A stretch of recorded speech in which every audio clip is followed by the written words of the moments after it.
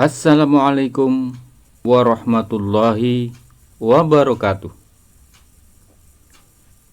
Alhamdulillah, jumpa lagi dengan saya dalam pembahasan statistika. Salam sehat dan tetap semangat.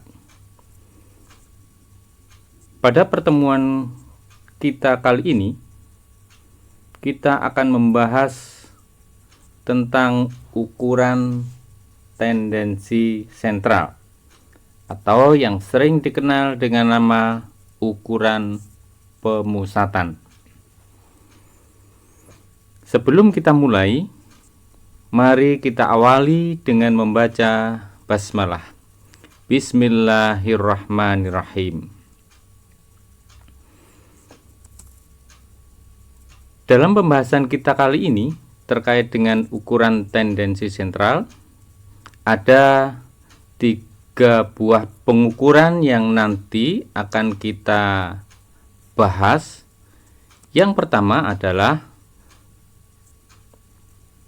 min atau sering dikenal dengan nama rata-rata hitung, kemudian yang kedua median, dan yang ketiga modus, yang bisa disingkat dengan triple M, min, median, modus. Nah, pada kesempatan ini kita akan membahas yang pertama tentang mean atau min, yang dikenal dengan nama rata-rata hitung. Ukuran tendensi sentral atau ukuran pemusatan adalah sembarang ukuran yang menunjukkan pusat dari sekumpulan data yang telah diurutkan dari yang terkecil sampai yang terbesar, atau sebaliknya dari yang terbesar sampai yang terkecil. Sebagaimana yang sudah disampaikan tadi, bahwa macam-macam ukuran pemusatan ada 3 yang disingkat dengan triple M, min, median, modus. Pada pembahasan yang pertama tentang min atau yang sering dikenal dengan nama rata-rata hitung. Apakah itu min atau rata-rata hitung? Min atau rata-rata hitung adalah jumlah seluruh data dibagi dengan banyaknya data. Di dalam menentukan min atau rata-rata hitung, nanti akan terbagi menjadi 3 kategori. Yang pertama untuk data tunggal, yang kedua tabel distribusi frekuensi data tunggal, kemudian tabel distribusi frekuensi data kelompok. Pada kategori yang pertama, data tunggal, misalkan suatu data terdiri atas n buah datum X1, X2, X3 sampai dengan Xn, maka min atau rata-rata hitungnya dirumuskan dengan X bar sama dengan X1 ditambah X2 ditambah X3 ditambah dan seterusnya ditambah Xn dibagi dengan N.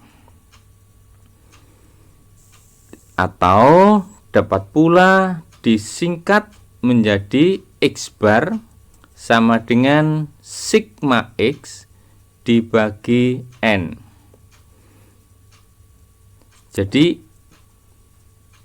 simbol X kemudian di atasnya diberi tanda coretan di atasnya dibaca dengan X bar yang merupakan lambang daripada min atau rata-rata hitung. Itulah rumus untuk rata-rata hitung data tunggal. Contoh tentukan min atau rata-rata dari data berikut. Yang nomor 1, 3, 5, 11, 15, dan seterusnya.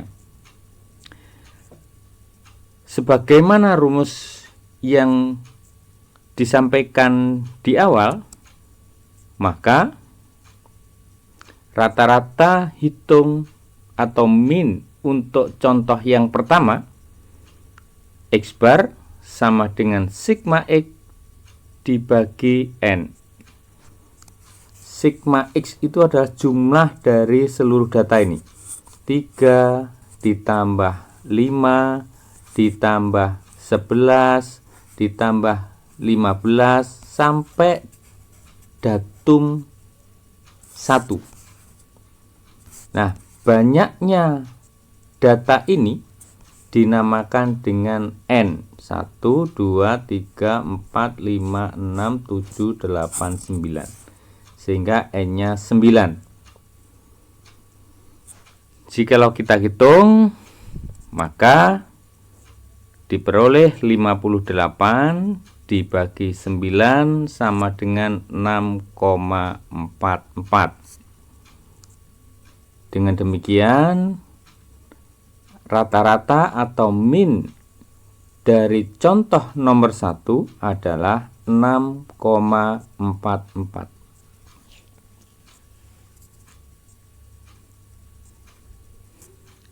Contoh yang kedua, dengan cara yang sama seperti contoh yang pertama ini,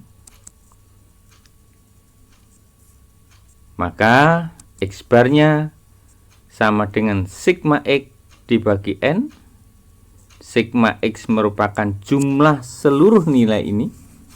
9 ditambah 10 ditambah 11 ditambah 8 ditambah 7 ditambah 6 ditambah 5 dan 8 dibagi dengan banyaknya nilai atau banyaknya data. 1, 2, 3, 4, 5, 6, 7, 8.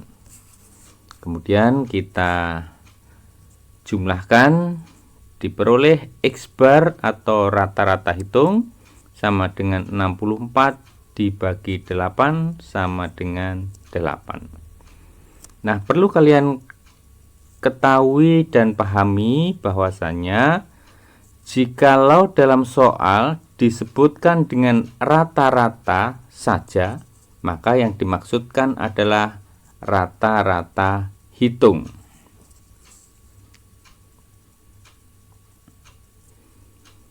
Nah, demikian tadi contoh min atau rata-rata hitung untuk data tunggal. Nah, pada kategori yang kedua, yakni data tunggal berbobot atau tabel distribusi frekuensi data tunggal. Misalkan suatu data X1, X2, X3, dan seterusnya sampai Xn memiliki frekuensi masing-masing F1, F2, F3, dan seterusnya sampai dengan Fm, Fn dengan sigma F sama dengan N.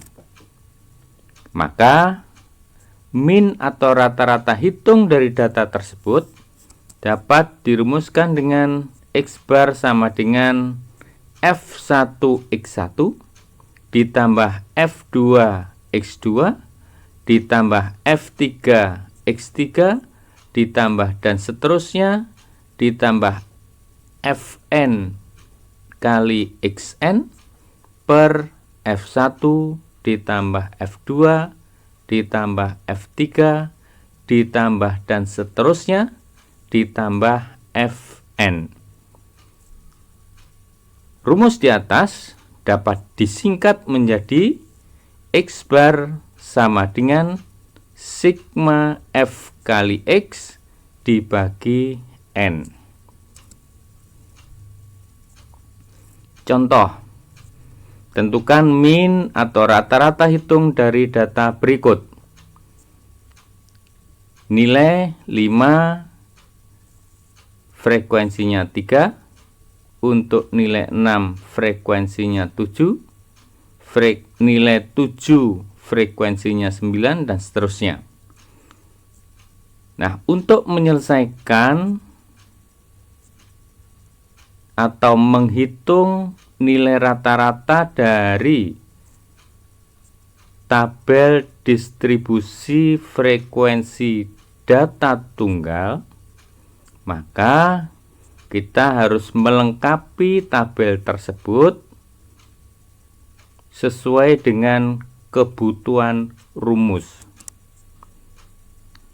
Nah, di dalam rumusnya untuk menentukan rata-rata hitung pada tabel distribusi frekuensi data tunggal atau data berbobot dirumuskan dengan X bar sama dengan sigma Fx dibagi N. Oleh karenanya, maka tabel yang ada di dalam soal ini kita lengkapi dengan kolom Fx-nya sesuai dengan kebutuhan rumusnya. Fx adalah diperoleh dari nilai dikalikan dengan frekuensinya. Untuk nilai 5 dengan frekuensi 3, maka Fx-nya adalah 15. Kemudian nilai 6, Fx-nya 42. Asalnya adalah 6 dikalikan dengan 7. Kemudian yang berikutnya nilai 7 dikalikan dengan 9, ketemu 63. Begitu seterusnya untuk yang 8 kali 4, 32. 9 kali 2, 18. Kemudian nilai-nilai Fx ini kita jumlahkan atau kita total, hasilnya 170. Nah, setelah ketemu nilai Fx-nya, kita masukkan dalam rumus rata-rata hitungnya. X bar sama dengan sigma Fx dibagi dengan N. Nah, nilai Fx-nya 170, kemudian N-nya 25. Jikalau kita substitusikan, kita masukkan, maka X bar-nya sama dengan 170 dibagi 25 sama dengan 6,80.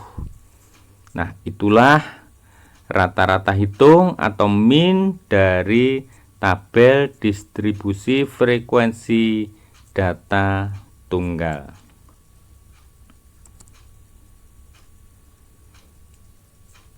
Yang berikutnya adalah kategori yang ketiga, data kelompok. Di dalam data kelompok ini nanti ada dua rumus yang kita gunakan. Yang pertama adalah X bar sama dengan sigma Fx dibagi N. Rumus yang kedua, X bar sama dengan X0 ditambah sigma Fd dibagi N, di mana X di dalam data kelompok ini merupakan nilai tengah atau titik tengah. X0 merupakan rata-rata sementara atau rata-rata yang kita pilih. Kemudian D atau deviasi diperoleh dari X dikurangi dengan X0. Jadi titik tengah dikurangi dengan rata-rata sementara. Itulah dua rumus yang nanti kita gunakan di dalam menyelesaikan atau menentukan min atau rata-rata hitung untuk data kelompok. Contoh, hitunglah min dari data berikut. Di sini disajikan tabel distribusi frekuensi data kelompok untuk kelompok nilai 70 sampai dengan 74, frekuensinya 3. Kemudian 75 sampai dengan 79, frekuensinya 5, begitu seterusnya. Nah, sesuai dengan rumus rata-rata hitung untuk data kelompok, nanti kita akan membahas atau menyelesaikan soal ini dengan dua cara, rumus pertama dan rumus yang kedua. Untuk rumus yang pertama, ingat kembali, rumus pertama adalah X bar sama dengan sigma Fx dibagi dengan N, di mana N-nya merupakan jumlah frekuensi.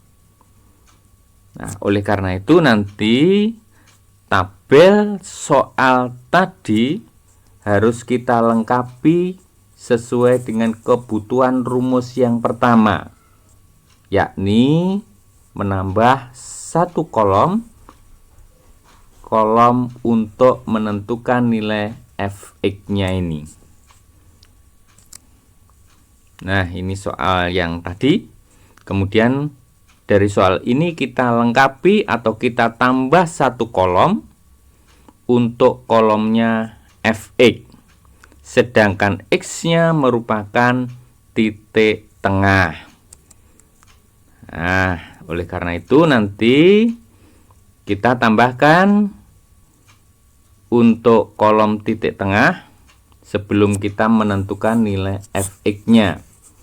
Ingat, X merupakan titik tengah. Titik tengah diperoleh dari jumlah batas bawah dan batas atas dibagi dengan 2. Oleh karena itu, pada kelas yang pertama, titik tengahnya adalah 70 ditambah 74 dibagi 2, hasilnya 72.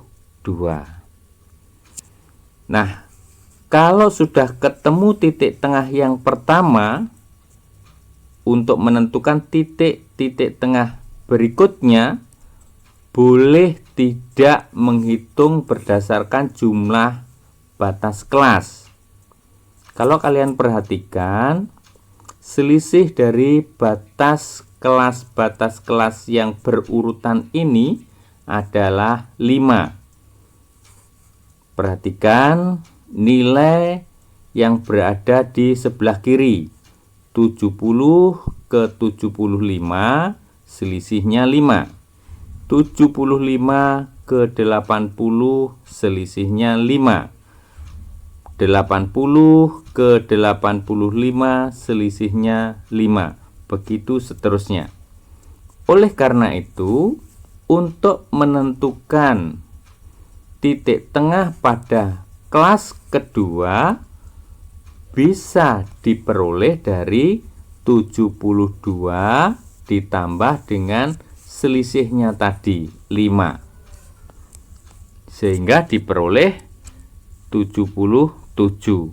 Ditambah 5 lagi menjadi 82, tambah 5 lagi menjadi 87, ditambah 5 lagi ketemu 92. Nah, setelah titik tengah sudah kita tentukan, maka kita bisa menghitung nilai Fx-nya. Frekuensi dikalikan dengan titik tengah. Pada kelas pertama, Fx-nya adalah 3 dikalikan 72. Ketemunya 216. 5 dikalikan 77, ketemunya 385. 7 dikalikan 82, ketemunya 574, 4 dikalikan 87 ketemunya 348, begitu sampai yang terakhir 92. Kemudian nilai fx ini kita jumlahkan, hasilnya adalah 1615. Nah, dari sini baru kita masukkan rumus yang pertama, yakni X bar sama dengan sigma fx dibagi N. Fx-nya adalah 1615. Kemudian N-nya adalah 20. Jikalau kita substitusikan, kita masukkan X bar-nya ketemu 1615 dibagi 20 sama dengan 80,75. Dengan demikian, rata-rata hitung dari tabel data kelompok ini adalah 80,75. Ini penyelesaian dengan menggunakan rumus pertama. Kemudian jikalau kita gunakan rumus yang kedua, yakni dengan menggunakan rata-rata sementara. Nah, caranya hampir mirip dengan yang tadi. Kita tambahkan kolom titik tengah, kemudian D yang merupakan selisih dari titik tengah dengan rata-rata sementara yang nanti akan kita pilih. Kemudian hasilnya dikalikan dengan frekuensi, ketemu nilai FD-nya. Nah, untuk menentukan nilai tengah, karena soalnya sama, maka kita mengambil dari tabel yang pertama tadi. Jadi untuk kelas pertama 72, kelas kedua 77, kelas ketiga 82, dan seterusnya. Nah, di dalam menentukan X0 atau rata-rata sementara, sebenarnya diserahkan pada kita masing-masing. Tidak harus sama antara satu dengan yang lainnya. Tapi biasanya X0 atau rata-rata sementara itu diambil dari nilai tengah yang frekuensinya paling besar. Tapi ingat, ini tidak harus, terserah pada kita masing-masing. Dan kecenderungannya biasanya diambil di sekitar tengah-tengah dari kelas tersebut. Kalau di sini ada 5 kelas, berarti tengah-tengahnya 7, ya, di sekitar itu. Tapi sekali lagi, yang perlu kalian ingat dan menjadi catatan kalian bahwa di dalam menentukan X0 ini terserah pada kita masing-masing. Cuman rambu-rambunya tadi saya sampaikan, biasanya diambilkan nilai tengah yang frekuensinya paling besar atau paling banyak. Nah, dalam contoh kali ini saya mengambil nilai tengah atau X0-nya adalah 82. Apakah karena dia berada di tengah? Tidak. Saya mengambil 82 itu karena frekuensinya paling banyak. Apa harus begitu? Tidak harus. Jadi sekali lagi, di dalam menentukan X0 atau rata-rata sementara sangat tergantung pada kita masing-masing. Tapi dalam contoh kali ini saya mengambil X0-nya 82.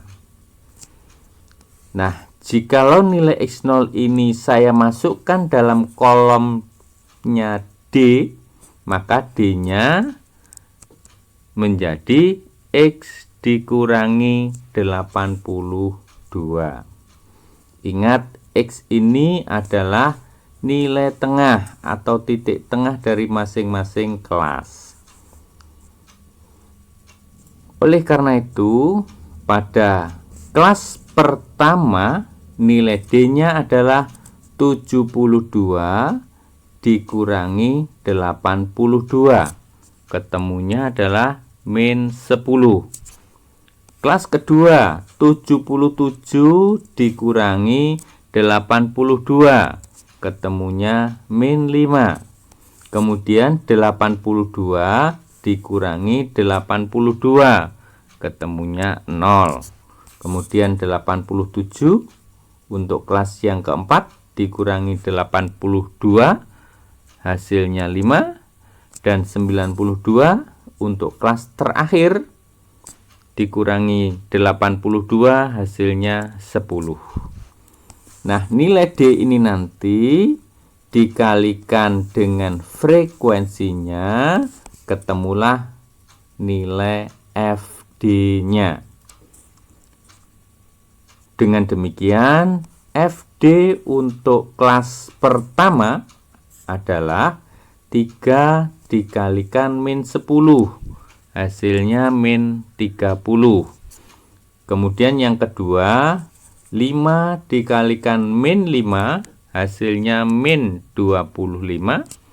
7 dikalikan 0, hasilnya 0.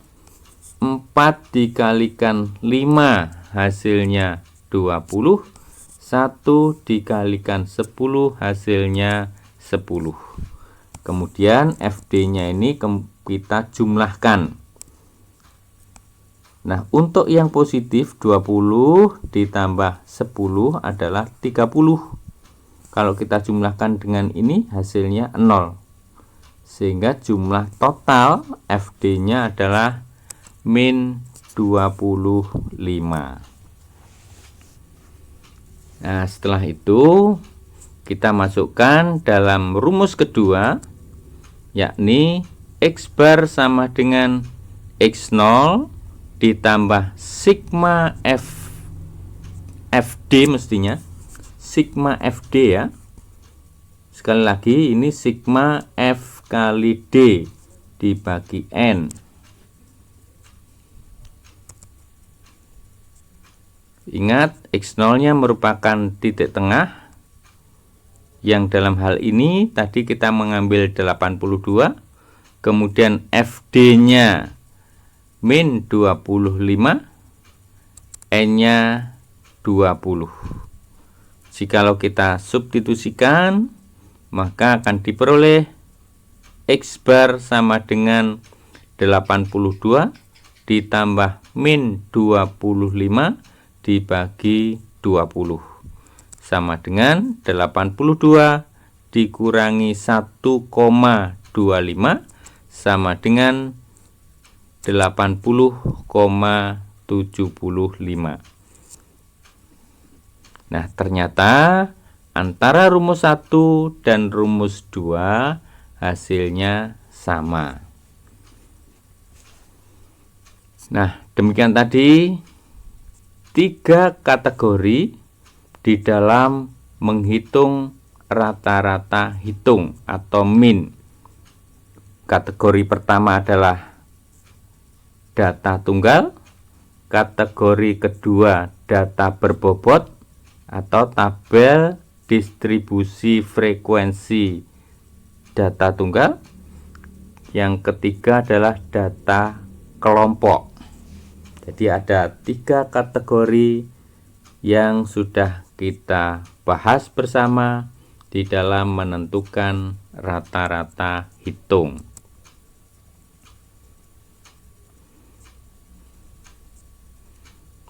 Nah, ini kesimpulan yang dapat kita ambil dari pembahasan kita kali ini, yakni min atau rata-rata hitung untuk data tunggal, kemudian rata-rata hitung untuk data berbobot, dan rata-rata hitung untuk data kelompok. Nah, sekedar tambahan pengetahuan untuk kita bahwa rata-rata itu sebenarnya ada 3 macam rata-rata. Yang pertama adalah rata-rata hitung, yang rumusnya X bar sama dengan sigma X per N. Kemudian rata-rata ukur atau rata-rata geometri, yang dirumuskan dengan RU sama dengan akar pangkat N dari X1 kali X2 kali X3 kali dan seterusnya kali Xn. Kemudian rata-rata harmonis yang dirumuskan dengan RH sama dengan N per 1 per X1 ditambah 1 per X2 ditambah dan seterusnya ditambah 1 per Xn. Inilah tambahan tentang jenis rata-rata. Ada 3 macam. Oleh karena itu tadi di awal saya sampaikan, apabila ada soal di mana soal tersebut diminta untuk menghitung rata-rata, maka yang dimaksudkan adalah rata-rata hitung. Jadi kalau dalam soal ada permintaan atau pertanyaan untuk menghitung rata-rata tanpa keterangan di belakangnya, maka yang dimaksudkan adalah rata-rata hitung. Terkecuali rata-ratanya di belakang disebutkan hitunglah rata-rata ukur, hitunglah rata-rata harmonis. Sekali lagi, kalau tidak disebutkan unsur yang di belakangnya, maka rata-rata yang dimaksud adalah rata-rata hitung. Nah, untuk lebih memahami, kalian nanti dapat menyelesaikan atau mencoba latihan soal berikut. Di sini ada 2 soal di dalam menentukan rata-rata hitung atau min.